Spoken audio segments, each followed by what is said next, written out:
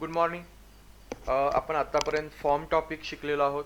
आजपासून आपला HTML5चा दुसरा टॉपिक आपण स्टार्ट करतोय. Introduction to advance web designing हा चॅप्टर आपला चालू आहे, ज्यामध्ये HTML5 ही प्रोग्रॅमिंग लँग्वेज आपण शिकतोय. HTML सारखेच आहे, थोडेफार बदल आहेत, नवीन ॲडव्हान्स. लिस्ट्स इन HTML5 हा टॉपिक आपण स्टार्ट करतोय. आपल्याला या टॉपिकमध्ये 3 प्रकारच्या लिस्ट बघायच्यात: ordered list, unordered list, definition list. Out of these three lists, we already studied ordered list and unordered list. या तीन पैकी दोन लिस्ट आपण 11वीमध्ये पाहिलेल्या आहेत, त्याच्यावरती आपण काम केलेलं आहे, आपण प्रोग्राम्स केलेले आहेत. आपल्याला या दोन्ही लिस्ट बनवता आल्या पाहिजेत या घडीला सुद्धा, कारण आहे तशा त्या लिस्ट उचललेल्या आहेत 12वीत सुद्धा.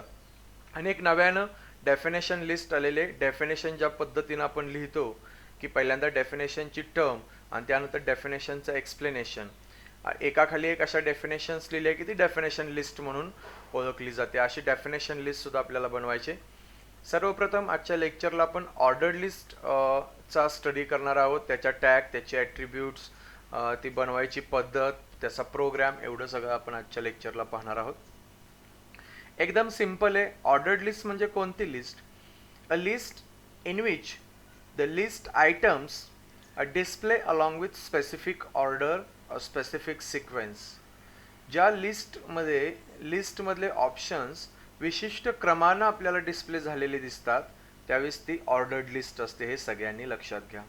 Basically ordered list come along with number order, alphabet order or Roman number order. These are the three types of orders that we can use along with ordered list. आता ही जी ऑर्डर्ड लिस्ट आहे, ही ordered list create करायला OL टॅगचा वापर केला जातो. लक्षात घ्या. ऑर्डर मधला O, लिस्ट मधला L, OL टॅग. आपल्याला OL टॅग शिकायचे. अतिशय सिंपल टॅग आहे, 11वीत सुद्धा झाले. OL tag is used to create ordered list on a web page. आपल्या वेब पेजवरती ऑर्डर्ड लिस्ट क्रिएट करण्यासाठी OL टॅगचा वापर केला जातो. OL tag is used to create ordered list on a web page और define order list on a web page. म्हणजे आपल्या वेब पेजवरती आपण OL टॅगचा वापर करून ऑर्डर लिस्ट क्रिएट किंवा डिफाइन करू शकतो, ज्याच्या माध्यमातून त्यामध्ये आपण वेगवेगळे लिस्ट आयटम्स ॲड करू शकतो. दुसरी गोष्ट, OL टॅग जी आहे ती पेयर्ड टॅग आहे. याचा अर्थ ती ओपन केल्यानंतर क्लोज करावी लागते आणि त्याला आपण पेयर्ड टॅग म्हणतो. म्हणजे अशा पद्धतीनं OL टॅगचा वापर करून ऑर्डर लिस्ट क्रिएट केली जाते. आता या OL टॅगमध्ये आपल्याला LI टॅगचा वापर करावा लागतो, कारण ही टॅग आपण काही सेपरेटली पाहणार नाही. LI टॅग, ही जी LI टॅग आहे ती OL टॅगमध्ये वापरली जाते. जसं की आपल्याला माहिती आहे, OL टॅग फक्त लिस्ट डिफाइन करते किंवा क्रिएट करते, but we have to add list items in that list. पण आपल्याला त्या लिस्टमध्ये लिस्ट आयटम्स ॲड करावे लागतात. List items, L for list, I for item. List item, list item is nothing but options in the list. आणि लिस्टमधले options add करायला, list items add करायला LI टॅगचा वापर केला जातो. LI tag is used to add list items. List items add करण्यासाठी LI टॅगचा वापर केला जातो. आणि एक लक्षात घ्या, LI tag is a singular tag. ही सिंग्युलर टॅग आहे, ती क्लोज करावी लागत नाही. आणि कंपल्सरी ही टॅग OL टॅगच्या आतमध्येच वापरावी लागते. अशा पद्धतीनं OL आणि LI या दोन टॅगचा वापर करून आपण ऑर्डर्ड लिस्ट क्रिएट करू शकतो. OL and LI tag combinedly used to create ordered list on a web page. अशा पद्धतीची ही OL टॅग आहे. आता ही OL टॅग ज्यावेळेस आपण शिकत असतो, त्यामध्ये काही ॲट्रिब्यूट्स आहेत. ती ॲट्रिब्यूट शिकणं सुद्धा खूप गरजेचं आहे. त्यातलं पहिलं ॲट्रिब्यूट आहे टाईप. बेसिकली जो क्रम आपण ऑर्डर लिस्टमध्ये सिक्वेन्स किंवा जी ऑर्डर देतो, त्या ऑर्डर 3 प्रकारच्या आहेत. 3 पैकी तुम्हाला कोणत्या प्रकारची ऑर्डर लिस्ट आयटम्सला प्रोव्हाइड करायची हे सांगायला टाईप ॲट्रिब्यूटचा वापर केला जातो. Type attribute is used to define a type of order. There are 3 orders that we can provide to the ordered list. First is a number defined by using 1, which is a default order of ordered list. Second is alphabet, which is defined by using capital A or small a. And third one is a Roman number, which is defined by using I. In that way, we can define a type of order to our order list items by using type attribute. दुसरं attribute आहे आपलं start.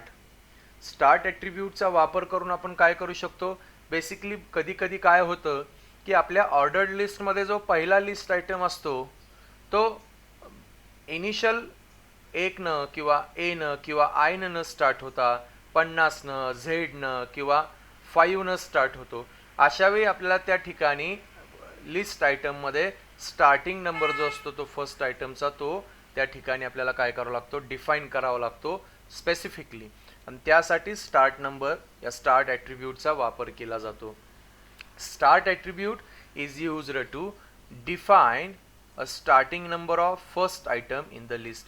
आपल्या लिस्टमध्ये असलेला जो first item आहे त्याच्यासाठी आपण वेगळा स्टार्टिंग नंबर गरजेनुसार काय करू शकतो, डिफाईन करू शकतो, आणि त्यासाठी स्टार्ट ॲट्रिब्यूटचा वापर केला जातो. For example OL type is equal to A म्हणजे अल्फाबेटिकल ऑर्डरमध्ये लिस्ट आयटम्स डिस्प्ले होणार आहेत, and start is equal to 3 असा जर कोड मी लिहिला, this order list will start with C alphabet. त्या ऑर्डर लिस्टमधला जो क्रम आहे तो C अल्फाबेटनं स्टार्ट होईल, कारण इथं काय बघा तिसरं कॅरेक्टर कोणतं असतं अल्फाबेटमध्ये, ABC. म्हणजे अशा पद्धतीनं तुम्ही तुमची ऑर्डर्ड लिस्टमधला फर्स्ट आयटम आहे त्याचा स्टार्टिंग नंबर डिफाईन करू शकता स्टार्ट ॲट्रिब्यूटनं. आणि नव्यानं आलेलं ॲट्रिब्यूट आहे रिव्हर्स ॲट्रिब्यूट काय करतं, तुमचे जे लिस्ट आयटम्स आहेत ते रिव्हर्स ऑर्डरमध्ये तुम्हाला डिस्प्ले करून दाखवतं. म्हणजे तुम्ही जर एखादी ऑर्डर लिस्ट बनवली असेल आणि त्या ठिकाणी जर तुम्ही समजा नंबर इनपुट म्हणून घेतला असेल ऑर्डरसाठी आणि 4 आयटम्स असतील तर पहिला नंबर 4 दिसणार, दुसरा 3 दिसणार, तिसरा 2 दिसणार आणि चौथा 1.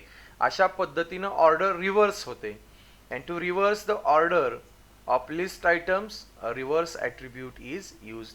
या ठिकाणी अशा पद्धतीनं रिव्हर्स कीवर्ड वापरावा लागतो. म्हणजे अशा पद्धतीची ही ॲट्रिब्यूट्स आहेत जी कशासाठी वापरली जातात, OL टॅगमध्ये टाईप डिफाईन करायला, स्टार्टिंग नंबर फर्स्ट आयटमचा डिफाईन कराय आणि ऑर्डर रिव्हर्समध्ये डिस्प्ले करायला वापरले जातं.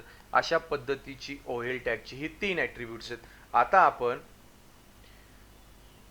या ठिकाणी आपला बेसिक स्ट्रक्चर जे प्रोग्रामचं आहे ते तयार आहे. फक्त बेसिक स्ट्रक्चरमध्ये HTML5 मध्ये एक सिंटॅक्स ॲड होतो, तो आहे डॉक टाईप HTML. ठीक आहे. आता आपल्याला ऑर्डर लिस्ट क्रिएट करायचे. सर्वांना माहिती आहे ऑर्डर लिस्ट क्रिएट करण्यासाठी OL टॅगचा वापर केला जातो. ठीक आहे. त्यानंतर आपण आता एक स्पेसिफिक फक्त सिंपल ऑर्डर लिस्ट तयार करूया विदाउट एनी ॲट्रिब्यूट. LI टॅगनं काय केलं जातं, ऑर्डर लिस्टमध्ये लिस्ट आयटम ॲड केले जातात. जेवढे लिस्ट आयटम्स आहेत तेवढ्या वेळेस LI टॅगचा वापर आपल्याला या ठिकाणी करावा लागतो.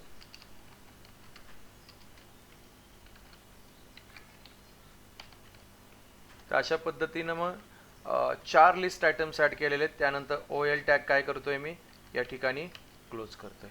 आपल्याला सगळ्यांना माहिती आहे OL टॅग आपण 11वी मध्ये वापरलेले, त्यामुळे OL टॅगच्या संदर्भात आपली कुठलीही अडचण नसली पाहिजे. ठीक आहे.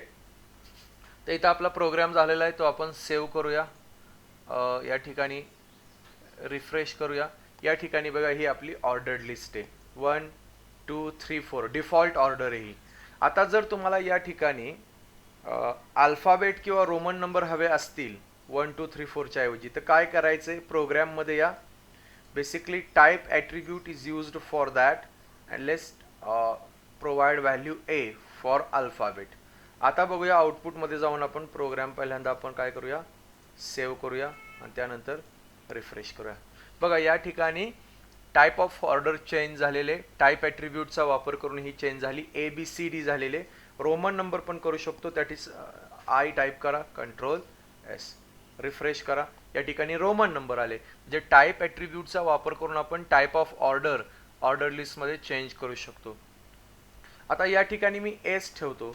स्टार्ट ॲट्रिब्यूटचा वापर करून आपण बघूया. स्टार्ट इज इक्वल टू 6 करतो. Start attribute is used to define a starting number to first item in the list.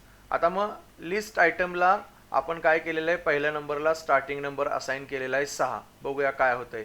आता बघा 6वं कॅरेक्टर अल्फाबेटमध्ये F असतं, म्हणजे लिस्ट कशानं स्टार्ट झाली, F न स्टार्ट झाली. म्हणजे इनिशियल नंबर जो होता तो गेला आणि स्टार्टिंग नंबर आपण बदलला. त्यासाठी कोणता ॲट्रिब्यूट वापरला आपण, स्टार्ट. आणि आता